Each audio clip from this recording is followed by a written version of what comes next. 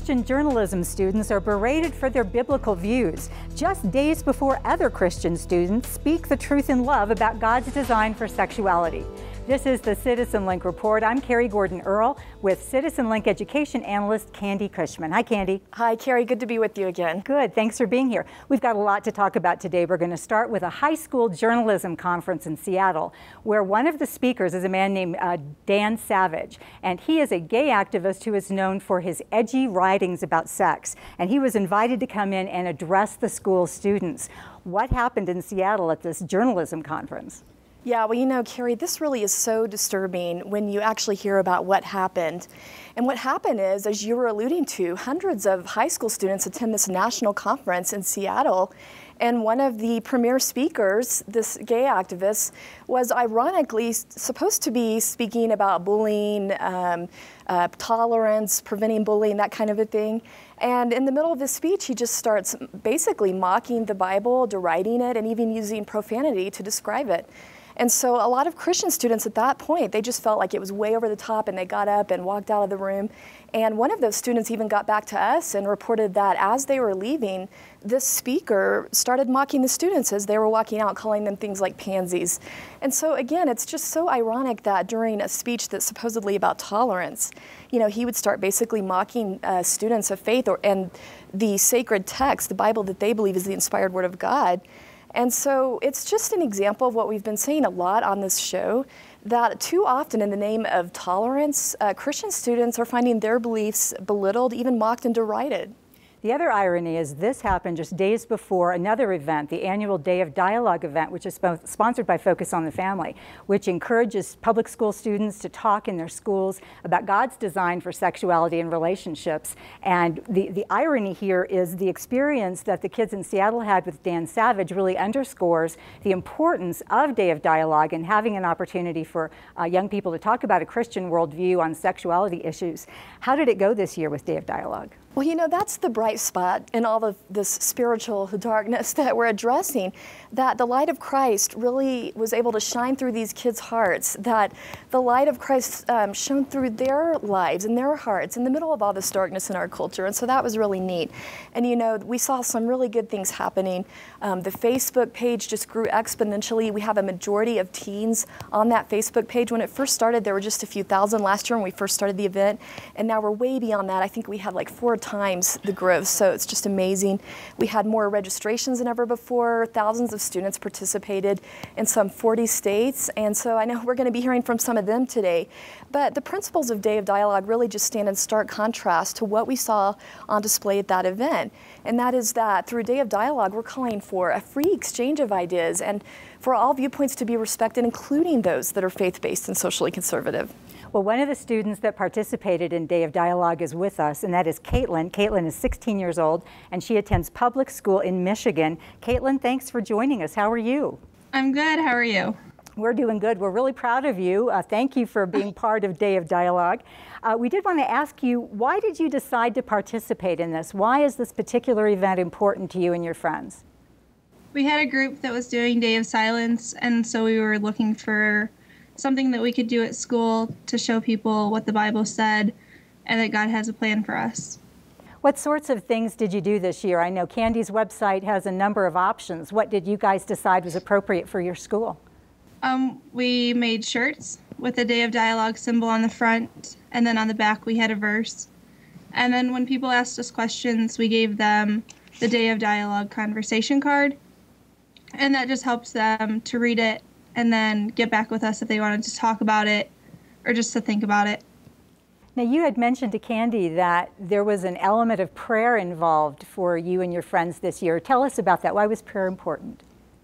We just wanted to pray about it, just to ask God to start something at our school, just to get the word out and have conversations started, just as a group unity.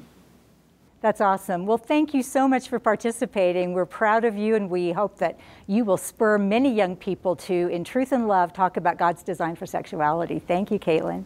Thank you for having me. Bye, Caitlin. Bye. Candi, Caitlin mentioned Day of Silence, and Day of Dialogue is created as kind of a response to that. What is Day of Silence about? Well, you know, Carrie, this is an event that's held in thousands of public schools, high schools, and colleges, some even middle schools all across the land. It's sponsored by GLSEN, the Gay, Lesbian, and Straight Education Network, which is one of the largest homosexual activist groups in the nation. And really what parents need to be aware of that's happening during this event is that students are encouraged to engage in a form of homosexual activism, like lobbying for a queer-friendly prom, for example. Teachers are encouraged to display homosexual-themed and transgender-themed materials in their classroom and to discuss the event with students. And now it's good to be aware that this event is publicly marketed as an event about anti-bullying. But when you look behind the scenes at what's happening, a lot of times it is crossing the line into activism, which, as we've been talking about, oftentimes puts Christian students in a pressure cooker situation. And that's why we've brought along the Day of Dialogue to equip them and give them a safe space to be able to give a faith-based perspective in a peaceful and respectful manner when this is already being brought up in their classrooms. And among the students that were involved in Day of Dialogue this year was Charlie, and Charlie is 17 years old. He attends a public high school in Ohio, and we're going to hear some of his comments now. Well, my parents bought me a subscription to Citizen magazine for my birthday a couple years ago, and that's where I really saw the first what Day of Dialogue is all about, an article in the magazine. And I had experienced the Day of Silence before, and I thought there has to be a day that respects the Christian view, the Christian worldview on God's design for marriage and sexuality, and I really wanted to be a part of that. The reason that I was so excited to hear about the Day of Dialogue is that we could talk about these issues, and we didn't have to be silent about it. What I did is I made a little sticker, and I laminated it and taped it on my polo, and it was the Day of Dialogue logo with the speech bubbles. And people asked me about it. That's really how I got the word out. And I passed out some conversation cards to people, and I also had copy and pasted what the homepage of the Day of Dialogue website had on it, and I gave them a handout of that, and so they had a better understanding of what it really was all about. But it's a kickoff for us to start the conversation day in and day out and keep the conversation going so people really know about God's deep love for us and what the Bible really says about His redemptive designs for marriage and sexuality. And I always talk to people about it, not just on the Day of Dialogue. And I always say, wouldn't it be nicer if we could have that deeper and freer conversation about these controversial topics? Wow, right. That is great to hear the young people and the excitement, really the maturity that they are experiencing as they're involved with Day of Dialogue. Candi, as we talk about this, the importance of having a safe place in the schools for Christian students, for students with a different worldview to be able to talk about this, why is that so important for Day of Dialogue? Well, you know, Carrie, the quickest way to lose our religious freedoms is to simply not exercise them.